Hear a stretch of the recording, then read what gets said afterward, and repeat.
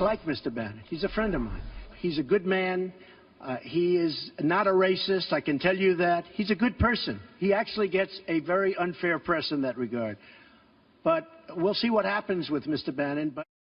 Well, President Trump leaving the door open earlier this week as we learn new details about his decision to remove Chief Strategist Bannon from the White House. Here now, Vince Colanese. He is the Daily Caller editor-in-chief. So, Vince, for all the talk about Charlottesville, frankly, what I think had more to do with his getting fired than anything else was North Korea. His comments to the reporter, he says they were supposed to be off the record, but he said there's no military solution, forget it. Now, that directly conflicted with what both Tillerson and Jim Mattis said about North Korea, where they said the military option is on the table. What do you think about that?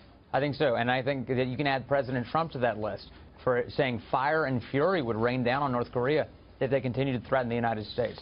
So Steve Bannon goes out and clearly shows the hand of the administration, suggests that North Korea has all the leverage here because Seoul, South Korea would be essentially evaporated if North Korea decided to start firing. That was enough to demonstrate, I think, a very clear difference between Steve Bannon and the White House in terms of just betraying a policy position, one that needs to be close-hold, especially in a national security situation. When you differ with the commander-in-chief on thermonuclear war, I mean, forget about it. That is firing charges right there. But the way that the Democrats are spinning this, I know they would. You knew they were going to spin it in their favor, or try to anyway. Connecting it to Charlottesville, connecting it to their theme that anybody who supports the president right now is a racist, and starting with Steve Bannon, who is whispering little racist things in his ear. Nancy Pelosi, or the DNC, let out a charge.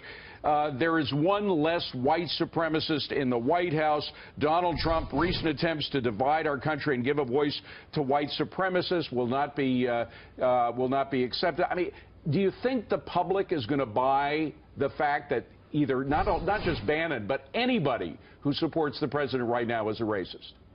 No, I don't. And I think this idea that they were going to tie Steve Bannon to somehow the Charlottesville response, any of that, it was just not going to work. And by the way, to the extent that Steve Bannon is now separated from the White House and the role that the president played in that, the president would not be compelled by those arguments. Those are nonsense. I mean, in fact, the one thing over the last week that made me think that Steve Bannon might stay in the White House is Nancy Pelosi demanding his firing, because the president is clearly not affected by the political winds here. He's not going to be responding to Democrats' demands. If anything, the extent to which there is any internal politics involved, it may be John Kelly's trying to sort of streamline the White House and bring it all into a very basic chain of command. You know, just to show how absurd things have become, Maxine Waters, who said some pretty absurd things, is now claiming that even Dr. Ben Carson is a white supremacist. Now, they clearly think that Americans are so dumb that they would think an African-American like Ben Carson is a white supremacist. I mean, that's almost lunatic. That'd be quite a magic trick if that Ben Carson is all of a sudden a white supremacist. Ben Carson, by the way, just announcing over the last few days that his home was vandalized for the fact that he's working in the Trump administration. Ben Carson earning very few friends by doing that. So I would say probably at the bottom of his list is any interest whatsoever in white supremacy.